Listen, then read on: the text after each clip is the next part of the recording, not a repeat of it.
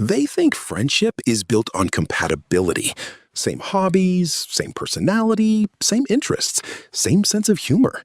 But if that were true, millions of adults wouldn't feel lonely while surrounded by people just like them. The real reason friendship becomes harder as you get older isn't that you've become busier. It's that you've become more expensive. Not financially, emotionally. And most people never realize it. When you're 10 years old, friendship is cheap. You sit next to someone in class, you play together, you're friends.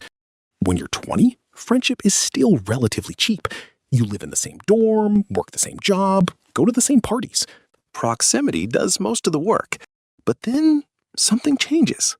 You get older, life becomes more complicated, careers start, relationships start, children arrive, mortgages appear, responsibilities multiply, and suddenly, friendship requires something much more valuable than time.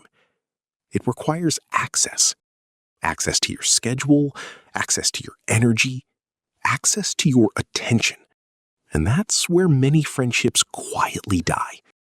Not because people stopped caring, because they started protecting. Think about the average adult day. Work, commute, emails, bills, family obligations, household responsibilities, endless notifications. By the time evening arrives, most people aren't deciding who they like. They're deciding what they still have energy for. That's an important distinction, because we often interpret friendship through emotion, but adults often manage friendship through economics. Attention has become a scarce resource, and scarce resources get allocated carefully. This explains something that confuses many people: why some friendships disappear without conflict. No argument, no betrayal, no dramatic ending. Just silence. The friendship didn't necessarily fail.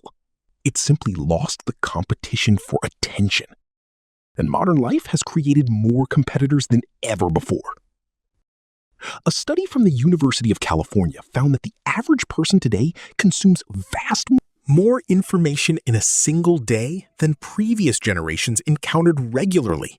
News, social media, streaming platforms, podcasts, messages, videos. Content has become a full-time competitor for human attention.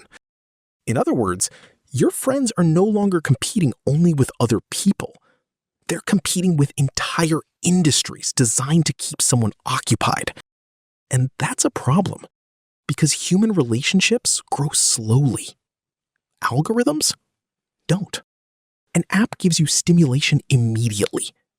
Friendship requires effort before reward. One is frictionless. The other isn't. Guess which one wins most evenings? But there's an even deeper problem. Many people believe loneliness comes from not being around enough people. Yet, some of the loneliest individuals are surrounded by people all day. Coworkers, customers, neighbors, parents at school events, gym members, online followers. Constant interaction. Very little connection. Because loneliness isn't the absence of people, it's the absence of significance. You can spend 8 hours talking and still feel unseen. And this is where modern friendship breaks down. Most adults are collecting contacts, not building relationships.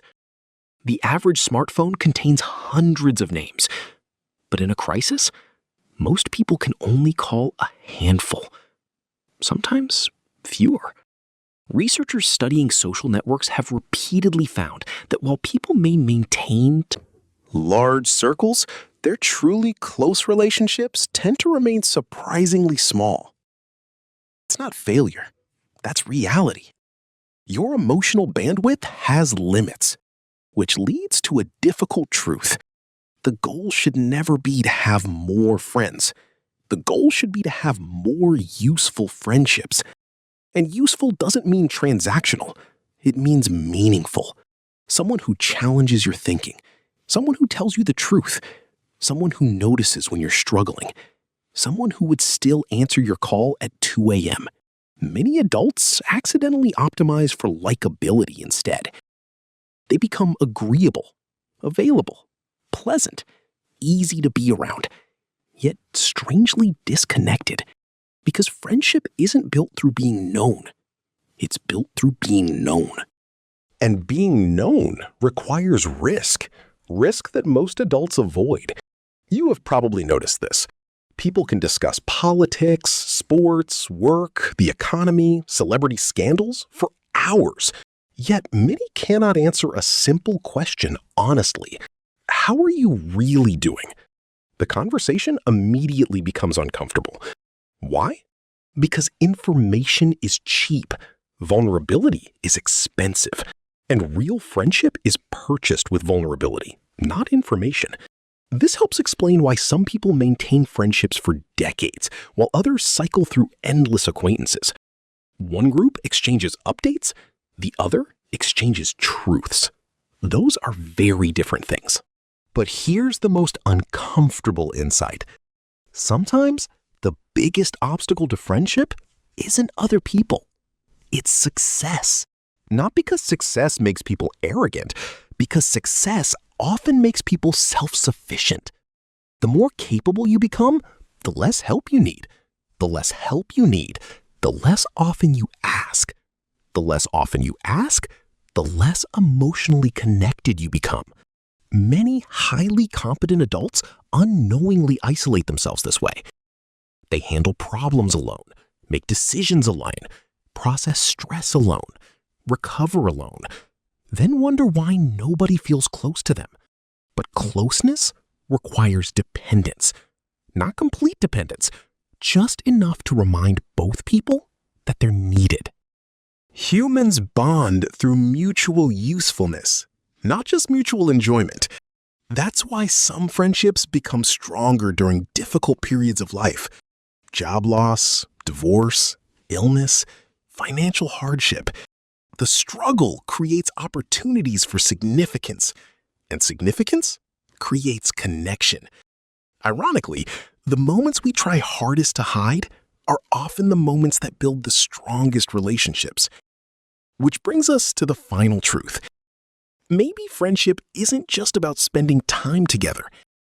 Maybe real friendship is built from something far rarer. Shared history. The kind of history that can't be recreated overnight. The friend who remembers who you were before you became successful. The friend who knows the mistakes you're ashamed of. The friend who witnessed your failures before anyone noticed your victories. The friend who understands certain wounds without needing an explanation. As we get older, meeting new people never stops, but opening ourselves to them becomes much harder. Not because we're unfriendly, because trust becomes more expensive. We become more careful about who we allow into our inner world. And that means every new friendship starts from the beginning. No shared memories, no shared struggles, no history, just potential. That's why many adult friendships feel different from the friendships we made when we were young. A new person may be kind, interesting, even compatible. But it takes years to build the kind of understanding that old friends already possess. Years of conversations, years of experiences, years of watching each other grow. And that's something many people don't realize until much later. The friendships we value most are often the ones that quietly survive time. The people who stayed long enough to know our story. The people whose stories became part of ours. So if you're fortunate enough to still have people who knew you before life became complicated, don't take them for granted. Because deep friendship is not built from convenience. It's built from shared chapters. And those chapters become harder and harder to replace as life moves forward. Friendship isn't something you find once. It's something you protect, something you nurture, something you continue choosing over and over again. Because one day, you may discover that the most valuable people in your life were never the newest ones. They were the ones who stayed long enough to truly know you.